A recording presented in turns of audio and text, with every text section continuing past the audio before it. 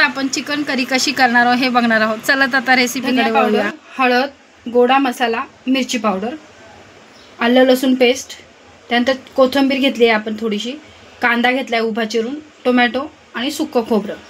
आणि आपण ह्या जे 4 जिन्नस घेतले आहेत त्याचे आपण वाटण करून घेणार आहोत, एक पेस्ट। आणि आपण हे चिकन घेतलेले आहे 500 ग्रॅम, ते आपण हळद आणि मीठ टाकून शिजवून घेतलेलं आहे व्यवस्थित। प्रकारे आपण थोडंसं 1 ग्लास किंवा 1 कपा एवढं पाणी टाकून आपण याची मिक्सरमध्ये याची पेस्ट करून घेतली आहे। आता आपण ह्याच्यामध्ये 2 ते 3 चमचे मोठे तेल टाकून घेणार आहे। आता आपण कांदा, टोमॅटो हे सगळ्याची पेस्ट केली होती, त्यामुळे आपण आता ह्याच्यामध्ये वेगळा कांदा नाही टाकणार। आपण आता आलं लसूण पेस्ट घेऊ 1 चमचा आणि जे वाटण करून घेतलं होतं ते ॲड करू।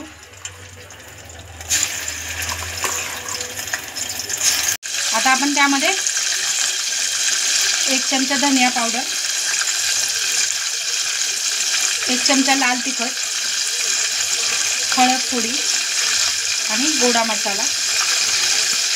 आणि तुम्ही हवा असेल तर त्यामध्ये घरचा मसाला सुद्धा तुमचा ॲड करू शकता। आणि जर तुमच्याकडे काळा मसाला नसेल तर तुम्ही कांदा लसूण मसाला सुद्धा वापरू शकता। आणि 1 चमचा हा घरचा मसाला।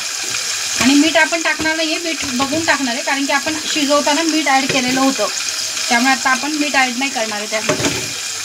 आता आपण हे मसाले एकजीव करणार आहोत।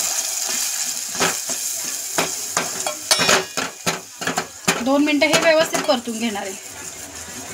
तुम्ही बघू शकता मसाल्याला किती व्यवस्थित तेल सुटलं आहे। आपण ह्यामध्ये जे मिक्सरमध्ये मसाला वाटून घेतला होता त्याचंच पाणी थोडंसं टाकणार आहे। आता ह्याला आपण एक उकळी काढणार।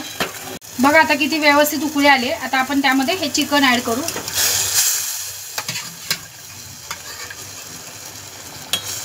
पूर्ण मसाल्यांमध्ये हे व्यवस्थित चिकन आपण परतून घेणार आहे। त्यानंतर जे आपण आळणी पाणी घेतलं होतं, शिजवलं होतं, तेच पाणी आपण टाकायचं।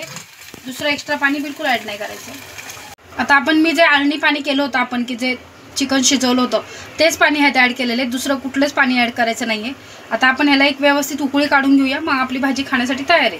भाजी व्यवस्थित आपली उकळली आहे। आता आपण गॅस बंद करून घेऊ आणि भाजी सर्व करून घेऊया। अरे आपली साध्या सोप्या पद्धतीची चिकन करी खाण्यासाठी तयार आहे।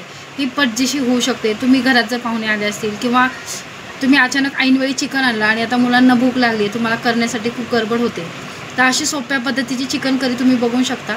किती व्यवस्थित टेस्टी लागते आणि दिसायलाही खूप छान दिसते आणि खायलाही खूप छान लागते।